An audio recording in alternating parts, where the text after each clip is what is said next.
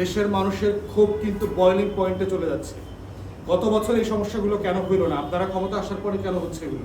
6 মাসের ভিতরে এত বড় বড় লুটের পরিকল্পনা আপনারা কিভাবে করতে পারলেন? গণ অভ্যুত্থানে রক্ত ভুলে গেলেন, শত শত শহীদদের আত্মত্যাগ ভুলে গেলেন। কেন এই দেশের তরুণ রক্ত দিয়েছিল এই লুটপাটের বাংলাদেশ উপহার দেওয়ার জন্য আপনাদেরকে?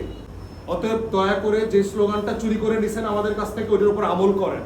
লেখা রাখছেন সবার আগে বাংলাদেশ, কিন্তু দেখতেছি সবার আগে লুটপাট তন্ত্র করছেন। জ্বালানি খাত নিয়ে যে চক্রান্ত শুরু হয়েছে, এসালমের মতো নতুন নতুন অলিগার্ক এবং বাংলাদেশ সরকারি দলের ক্রিমিনাল পলিটিশিয়ানরা মিলে যা করছেন, ঠিক একইভাবে আওয়ামী আমলের পলিটিশিয়ান, কিছু করাপ্ট ক্রিমিনাল আমলা এবং রাজনীতিবিদ সবাই মিলে যেভাবে অলিগার্কি করে কুইক রেন্টাল করেছেন, বিদ্যুৎ খাতকে বেচে দিয়েছেন, বাংলাদেশের জনগণকে সভরেন ক্লজ রেখে, ঠিক একইভাবে বিএনপির কিছু করাপ্ট পলিটিশিয়ান যাদের নাম সমাধান না হলে আমরা একে একে সবার নাম এক্সপোজ করব।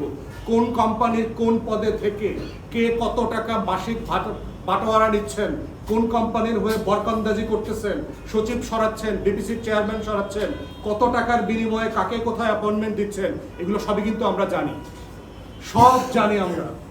সিম্পলি বাধ্য করবেন না এগুলো এক্সপোজ করতে আপনাদের চরিত্র। Just matter of time. সংশোধন হন, দেশে ব্যবসা করেন, আমাদের কোনো আপত্তি নাই, বেসরকারিকরণে করেন, কোনো সমস্যা নাই। দেশের স্বার্থ মাস্ট কাম ফার্স্ট। আপনারা স্লোগান নিয়েছিলেন এভিবার্ডের একটা স্লোগান চুরি করে, সবার আগে বাংলাদেশ। যেই স্লোগানটা চুরি করছেন কিন্তু আমল তো করেন না। আমরা দল ছোট হইলেও কিন্তু আমাদের স্লোগানের উপর কিন্তু আমরা আমল করতেছি, সবার আগে বাংলাদেশ। অতএব দয়া করে যে স্লোগানটা চুরি করে নিছেন আমাদের কাছ থেকে ওইটার উপর আমল করেন। লেখা রাখছেন সবার আগে বাংলাদেশ, কিন্তু দেখতেছি সবার আগে লুটপাট তন্ত্র করছেন। 6 মাসের ভিতরে এত বড় বড় লুটের পরিকল্পনা আপনারা কিভাবে করতে পারলেন? গণ অভ্যুত্থানে রক্ত ভুলে গেলেন, শত শত শহীদদের আত্মত্যাগ ভুলে গেলেন। কেন এই দেশের তরুণ রক্ত দিয়েছিল এই লুটপাটের বাংলাদেশ উপহার দেওয়ার জন্য আপনাদেরকে? এরপরে দেখেন সম্প্রতি ভুতুরে বিল যে পরিমাণ আসছে, জ্বালানি মন্ত্রী বললেন আমরা লোক পাঠাইছি, গিয়ে দেখি এতগুলো ফ্রিজ, এতগুলো টিভি, ওভেন ব্যবহার করে বিল আসবো না 7,000 টাকা? আপনি ইনভেস্টিগেশন করছেন? এটা আপনার কাজ। এক জায়গাতে একটা কোম্পানি কেউ একজন বললো আমার বিল বেশি আসছে, একটা লোক পাঠাই দিলেন। আপনি তো একটা তদন্ত কমিটি করবেন। জ্বালানি মন্ত্রণালয়ের আবার দুঃসাহস দেখেন, উল্টাপাল্টা নিউজ করলে খবর করে দিবে, এরকম আবার মেসেজও দিয়ে দিচ্ছিল অনলাইনে।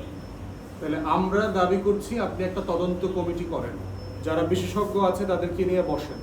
ইতিমধ্যে আমরা যেটা জানতে পারছি, মিটারের সাথে জড়িত যারা ইঞ্জিনিয়াররা আছেন তারা বলছেন ইন্ডিয়ান মিটার দিয়ে আওয়ামী লীগ মার্কেট ফ্লাড করে দিয়েছে।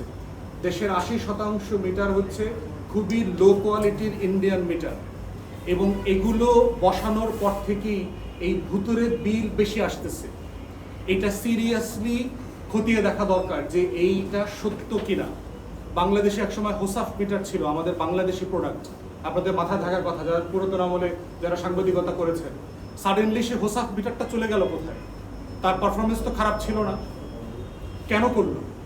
তাহলে আপনি সাডেনলি আমার দেশের একটা ফাংশনাল ইনহাউস ডোমেস্টিক প্রোডাকশন যেটা অত্যন্ত মানসম্পন্ন ছিল তাকে কেন বাদ দিয়ে দিলেন? বাদ দিয়ে 8-10টা ইন্ডিয়ান কোম্পানি ফ্লাড করে দিলেন। এবং বিভিন্ন ইঞ্জিনিয়াররা বলছে যে এই কোম্পানিগুলোর কোয়ালিটি এত খারাপ, যেহেতু আওয়ামী লীগের নেতাকর্মীকে টাকা পয়সা দিয়ে তারা এগুলো বসাইছে, যারা বিদ্যুৎ ডিপার্টমেন্টে আছেন তাদের দুর্নীতিবাজ কর্মকর্তারা জড়িত, এই মিটারগুলো ঘুরে বেশি।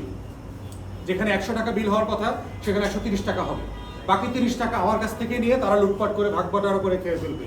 যদি এইটা সত্য হয়ে থাকে, সিরিয়াস এলিগেশন, আপনারা খতিয়ে দেখেন যে ভুতুরে বিল কেন আসছে।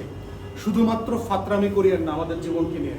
মানুষ কিন্তু ত্যক্ত বিরক্ত হয়ে গেছে, দেশের অর্থনীতির অবস্থা ভালো না, এমপ্লয়মেন্ট নাই, দেশের মানুষের ক্ষোভ কিন্তু বয়লিং পয়েন্টে চলে যাচ্ছে। গত বছর এই সমস্যাগুলো কেন হইল না? আপনারা ক্ষমতা আসার পরে কেন হচ্ছে এগুলো? এগুলো খতিয়ে দেখার বিষয় আছে।